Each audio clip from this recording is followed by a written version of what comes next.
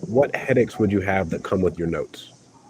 Like, and I know, but like, explain this to the audience. Like, what would they even have to worry about if they created a note like that?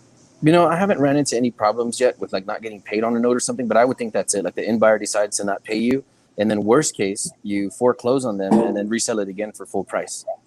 And what I've heard from other colleagues is that let's say they so bought it for 10, sold it for 40, and then the person defaults. Well, by the time they go to resell it again, now it's worth 49 or 59.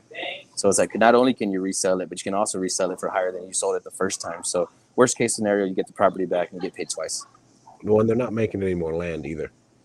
That's something that's special, right? Because no matter where you look in any major metropolitan area, I mean, there's only certain amounts of parcels around. And so I've had people message me on Facebook a ton of times now, like LOL and laughing faces and like, hey, man, you guys are selling that way too high.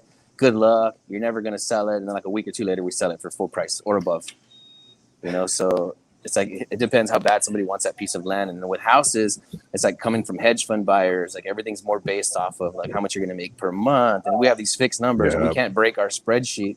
But when you're dealing with retail end buyers of land, they're happy to break the spreadsheet. They don't even know what a spreadsheet is, so they're happy to pay 10 or 20 or 30% over asking.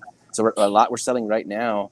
The realtor that I'm working with, he didn't want to blast it out. He said everything in that area of that size is selling for like 60 grand. And I'm like, well, yeah, but this one has utilities and all that stuff. He's like, no, that's just too much. I don't want to mess with it. Okay, we just sold it for full price without him.